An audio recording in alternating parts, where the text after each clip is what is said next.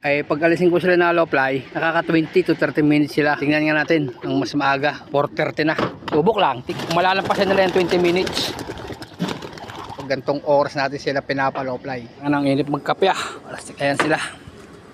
At tayo nagkakape din eh. Mintik na yan. Salita ako ng salita, hindi pa rin nakaplay ang video. Inaman na yun.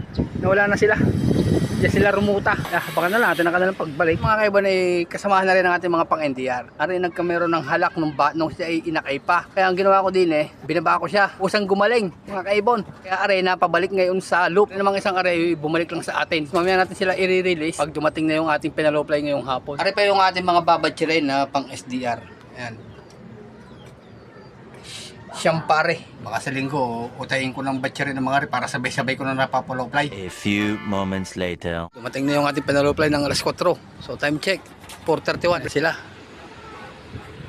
Oh. Taas pa ng lipad. Yan. Oh, yun oh. Madadagdagan palipad ng mga yan. Guharang dalawang yun.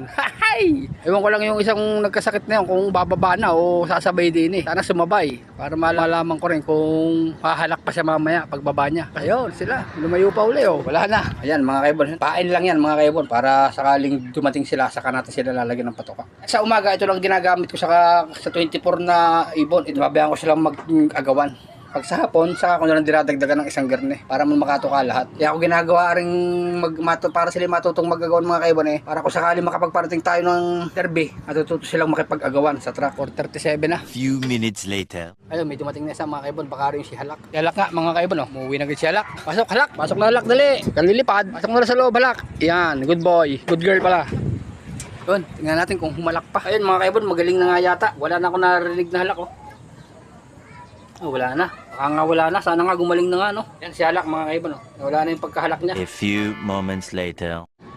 Pagkakarami yan, mga kaibon, no? Ayan, dami na bitbit ng ating mga kalapati niya, no? Walang yayaw na. Ano kang dami naman na yan? Hoy! Biglang dami, oh. Ayun, kayang kalapati, iyo. Siya. Nagkabit-bita na. Ayan, no, mga kaibon, no? Ang dami nila. Na-break na nga nila ang 20 minutes. Oh, naka 30 minutes na silang mahigit. Oh, 4:45. May bit-bit pa. Daming bit-bit Yan, magkakaalaman. So dapat ang ating mga kalapati iuuwi din 14. 9 na pang NDR, 4 na pang SDR, isa si 3-way natin. Kung rin atin lahat. Gandang tingnan.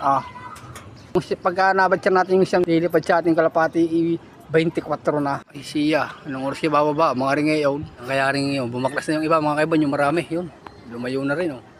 Aring atin.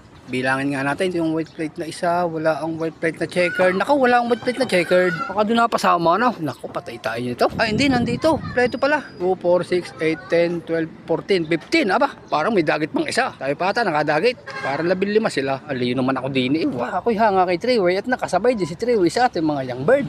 Ayos din. Napakagulang na ng ibon na yan. Lalaro na natin sa norte yan. 4:52 na. Uli-uli na lang. Antay na lang ang kanilang pagbaba. A few minutes later. Bababa rin.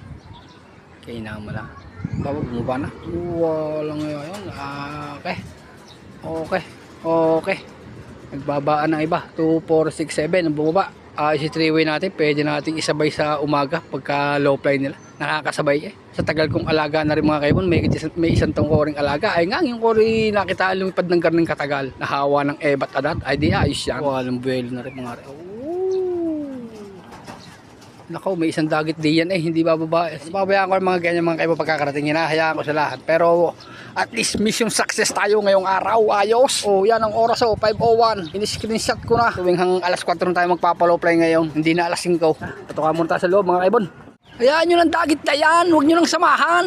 Kaya mo na. Ang dalawang are. Ay, pang iwanan ng dagit na pabayaan nyo na yan. Bumaba na kayo.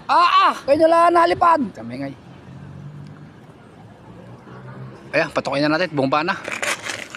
Hindi naman sanay sa tawag ng mga ari. Dalawang blue bar natin, nasa taas pa. Maligalig talagang dalawang yun. Tagal talagang pumasok ng mga bahala sila. Pero pagtitira na lang natin sila ng patuka. Successful tayo, na-break nila yung 20 minutes. Halos 50 minutes din sila lumipad ngayong hapon. Dahil rumunta kayo ng 50 minutes, so aray ang reward nyo ngayong hapon. Aray po mga kaibon ay Randy Ravena Vitamins B12 plus electrolytes. Ayan, yan ang painom natin sa kanila ngayong hapon at baka na sila yung tumagal lang ng low play ng mga yan kailangan natin ng electrolytes. Good job mga ebat adan. Happy flying mga kaibon.